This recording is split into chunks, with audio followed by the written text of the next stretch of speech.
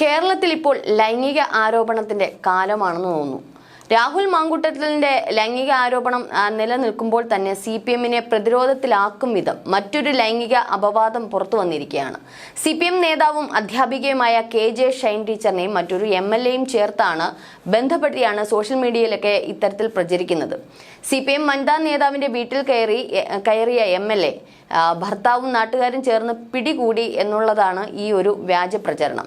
സമൂഹ മാധ്യമങ്ങളിൽ CPM പാർട്ടിയെ പ്രതിരോധത്തിൽ ആക്കും വിധമാണ് ഇത്തരത്തിൽ ഇപ്പോൾ പ്രചരിക്കുന്നത്. എന്നാൽ ഇതിന്റെ ഉറവിടം എന്താണെന്നോ എങ്ങനെ പ്രചരിക്കുന്നുവെന്നോ വ്യക്തമല്ല. എന്നാൽ കോൺഗ്രസ് സൈബർ ഇടങ്ങളിൽ ഇത് കൂടുതൽ ഷെയർ ചെയ്യുന്നുമുണ്ട്. എന്നാൽ ഈ ഒരു സംഭവം ഇപ്പോൾ നടന്നതല്ല എന്നും മുൻപ് സംഭവിച്ചതാണെന്നുമാണ് കമന്റുകളൊക്കെ പറയുന്നത്. ഇതിനെ ഏതായാലും ശക്തമായി എതിർത്തിരിക്കുകയാണ് KJ ഷൈനും ഭർത്താവും.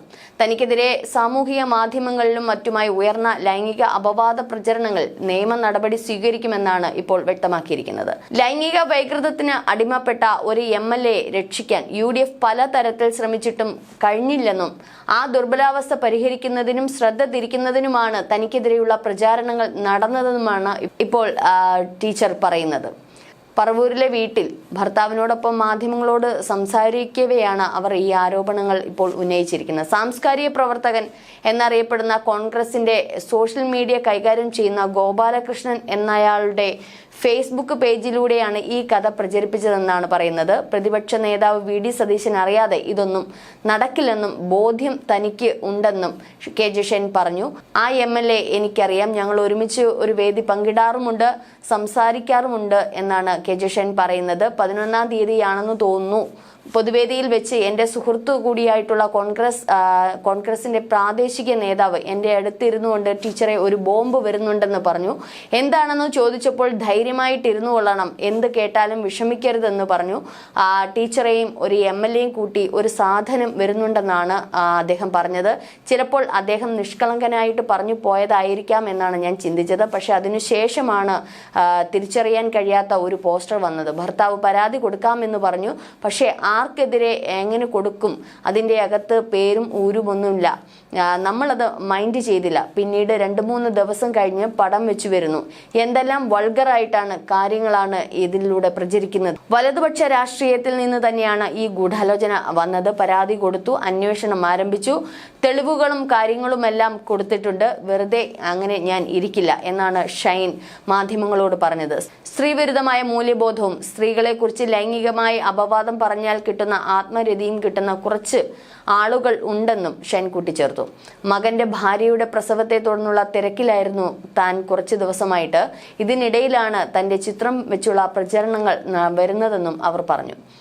താൻ നൽകിയ പരാതിയിൽ പോലീസ് വിവരങ്ങൾ തേടിയിരുന്നുവെന്നും ഷൈൻ പറഞ്ഞു. വലതുപക്ഷ രാഷ്ട്രീയത്തിൽ നിന്നാണ് ഈ പ്രചാരണം വന്നതെന്ന് ഉറപ്പാണ്. പരാതി നൽകിയിട്ടുണ്ട്. SP ഓഫീസിൽ നിന്ന് ഇന്നലെ വിളിച്ച് വിവരങ്ങൾ എടുത്തിട്ടുണ്ട്. മുഖ്യമന്ത്രിക്കും DGP-ക്കും വനിതാ കമ്മീഷനും പരാതി നൽകിയിട്ടുണ്ട്. വെറുതെ ഇരിക്കില്ല. സ്ത്രീകൾ ഇനി പൊതുരംഗത്തേക്ക് വരണം. എന്തെങ്കിലും കേട്ടാൽ വീടിനകത്തേക്ക് തിരിച്ചു ഓടുന്നവരല്ല സ്ത്രീകളെന്ന് മനസ്സിലാക്കി നൽകണമെന്നും അവർ പറഞ്ഞു. അതേസമയം എറണാകുളത്തെ CPM നേതാക്കൾക്കെതിരായി ഒരു പത്രത്തിൽ വന്ന വാർത്തയെക്കുറിച്ച് സാമൂഹ്യ മാധ്യമങ്ങളിലെ ചർച്ചയ്ക്ക് പിന്നിൽ കോൺഗ്രസ് ആണെന്ന പാർട്ടി ജില്ലാ സെക്രട്ടറിയുടെ ആരോപണം വില കുറഞ്ഞതാണെന്ന് DCC പ്രസിഡന്റ് മുഹമ്മദ് ഷിയാസ് പറഞ്ഞു. ജില്ലയിലെ CPM-ലെ വിഭാഗീയതയാണ് ഇതിന്റെ പിന്നിൽ.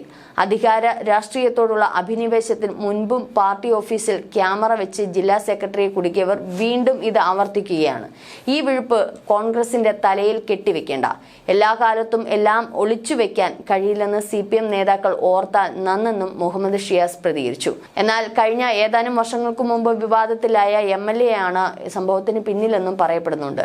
നിരന്തരം വിവാദങ്ങൾ സൃഷ്ടിക്കുന്നത് അദ്ദേഹത്തിന്റെ ഒരു വിനോദമാണെന്നും പാർട്ടിക്കുള്ളിലെ സ്വാധീനത്തിലാണ് അദ്ദേഹത്തിന് ഈ സീറ്റ് കിട്ടിയതെന്നും CPM-ന്റെ സഹവാസ ബോധമുള്ള ഒരാളല്ല MLA എന്നും പറയപ്പെടുന്നു. അതാണ് MLA-ക്ക് സംഭവിച്ച അമളി എന്നും വിശ്വസിക്കുന്നവരുമുണ്ട്.